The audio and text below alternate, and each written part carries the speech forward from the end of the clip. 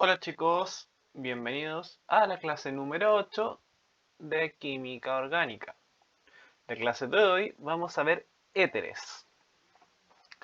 El objetivo de la clase va a ser reconocer a los éteres como compuestos orgánicos que se pueden encontrar en cosas cotidianas o también como aplicación en algunas cosas que nosotros conocemos.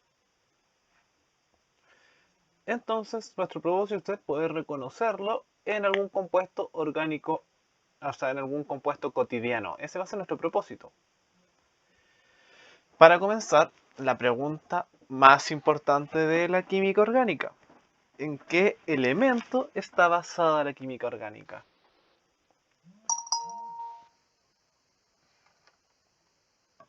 Bueno, como ustedes ya lo saben, la química orgánica está basada en el carbono, ¿cierto? Ahora, solo con el motivo de recordar, les pongo esta tablita para que recuerden cuáles son los prefijos según el número de carbonos, según el número de átomos de carbono que va a tener.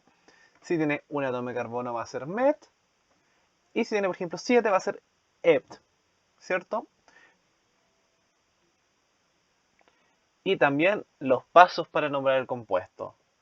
Primero vamos a identificar cuál va a ser nuestra cadena principal, pero estos pasos a veces pueden moverse un poquitito, porque para nosotros poder identificar nuestra cadena principal, a veces necesitamos conocer cuáles son los sustituyentes, cuáles son los dobles triple enlaces y, muy importante, ahora que ya no estamos solo con alcanos y alquenos, cuál es el grupo funcional con el cual estamos hablando.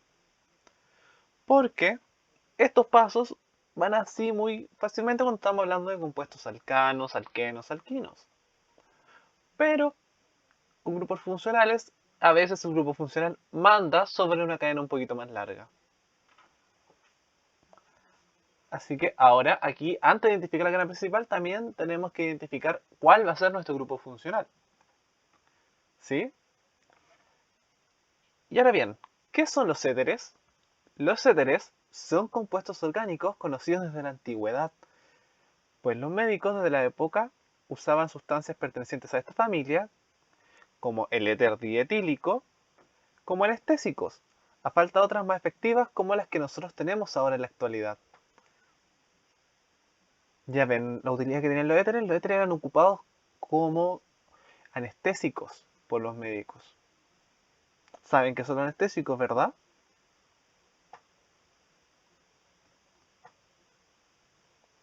Bueno, si no lo saben, por ejemplo, tú cuando te vas a una operación, a ti te ponen una anestesia para adormecer la parte del cuerpo o el cuerpo completo y que no te duela mientras ellos realizan el procedimiento. Los médicos de la antigüedad ocupaban los éteres para realizar esto. Los éteres son compuestos oxigenados con una fórmula general R1 o R2.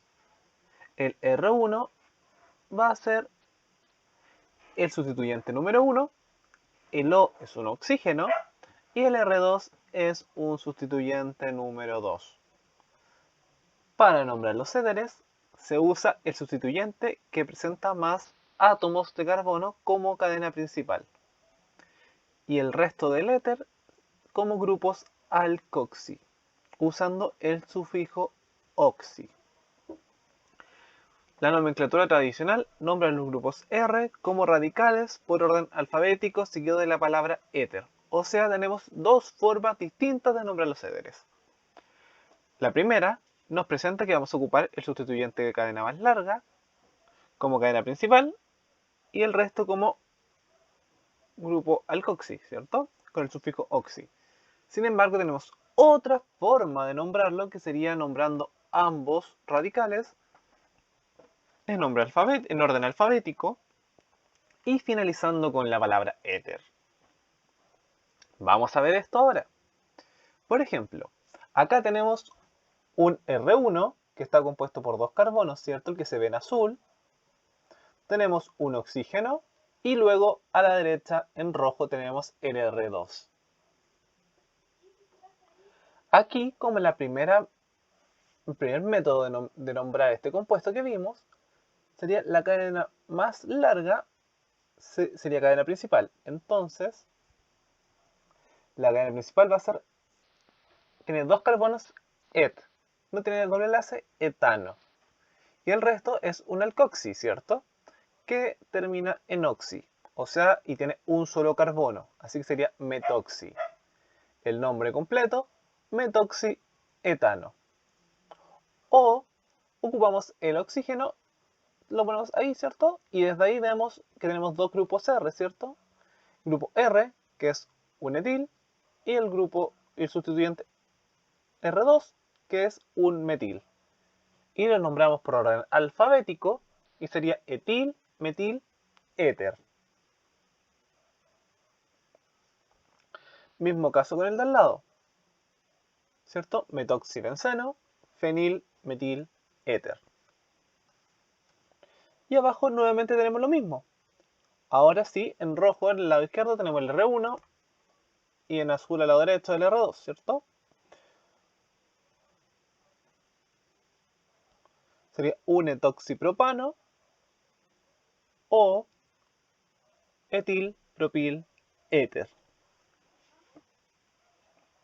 Y ahora, como actividad para la casa, quiero que vuelvan a realizar esta actividad que hicieron anteriormente, pero ahora fíjense muy bien si es que algún compuesto posee algún éter. Por ejemplo, ¿tendrá su lavalosa algún éter dentro de su composición? ¿Qué creen ustedes? Los invito a realizar la actividad de nuevo más conscientemente pensando en los éteres. Y como siempre, invitarlos a reflexionar sobre que el cerebro es entrenable. Si a ti te cuesta, por ejemplo, las actividades de física, química o biología actualmente, eso no significa que siempre tiene que ser así. Tú puedes ir entrenando tu cerebro para poder aprender de mejor forma. Y en el cierre, quiero que me indiquen en qué parte del caballo ustedes se encuentran con esta clase. ¿Cómo me voy de esta clase? Me voy aquí en la primera parte del caballo, en la segunda patita, ya casi al final, o me encuentro al final del caballo ya. Ya sé mucho sobre éteres. Y nos vemos. Recuerden todas sus dudas y respuestas a mi correo, con siempre poniendo el asunto, su nombre, apellido y su... Nos vemos, chicos.